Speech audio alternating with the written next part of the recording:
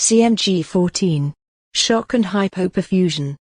Shock is a state of poor perfusion, which is most reliably indicated by tachypnea, reduced LOC, and skin findings such as decreased cap refill, pallor, and diaphoresis.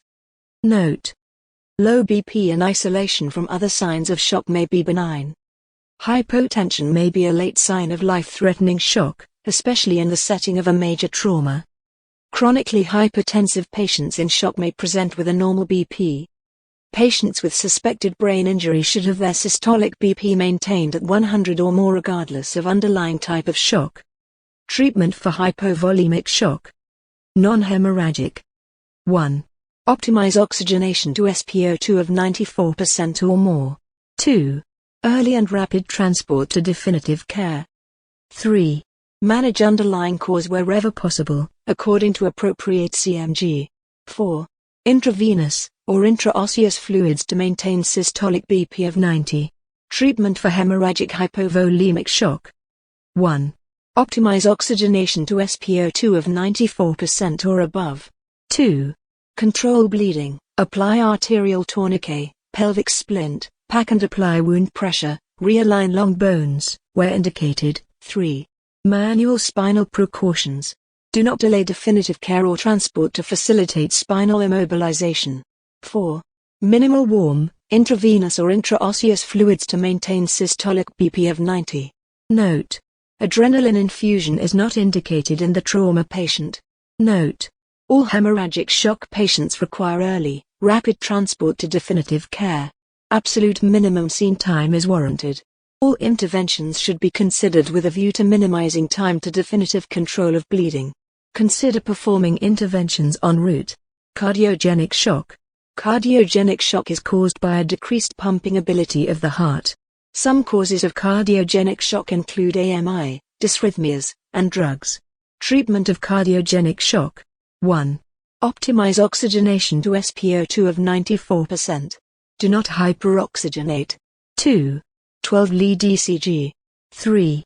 Rapid transport to definitive care. 4. Manage acute coronary syndrome as per CMG 16.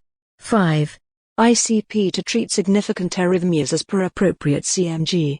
If systolic BP is less than 90, with clinical signs of shock and pulmonary edema, ICP administer adrenaline infusion to maintain BP of 90.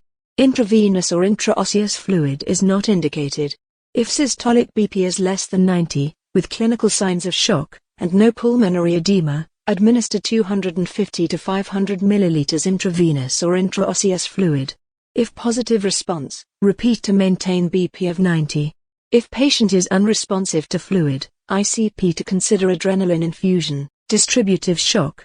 Distributive shock results from excessive vasodilation and the impaired distribution of blood flow. Some common causes include sepsis, anaphylaxis, burns, neurogenic shock due to spinal cord or brain injury, drugs, toxins, and Addisonian crisis. Treatment for distributive shock. 1. Optimize oxygenation to SpO2 of 94% or above. 2. Identify possible cause and treat as per appropriate CMG. 3. Rapid transport to definitive care. 4. Intravenous or intraosseous fluid to maintain BP of 90 or more. 5. ICP to consider adrenaline infusion, if BP is below 90 systolic with clinical signs of shock, refractory to fluids. Obstructive shock. Obstructive shock is caused by physical obstruction of the great blood vessels or an obstruction within or around the heart itself. Pulmonary embolism, cardiac tamponade, and tension pneumothorax are all causes of obstructive shock. Obstructive shock treatment. 1. Optimize oxygenation to SpO2 of 94% or above. If assisted ventilation is required, use lowest tidal volume and PEEP value, while still providing adequate oxygenation. 2.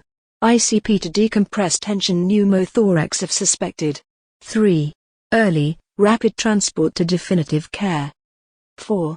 Intravenous or intraosseous fluid to maintain BP of 90 systolic or more. 5. ICP to consider adrenaline infusion if BP is below 90 systolic with clinical signs of shock. 6. Gentle handling.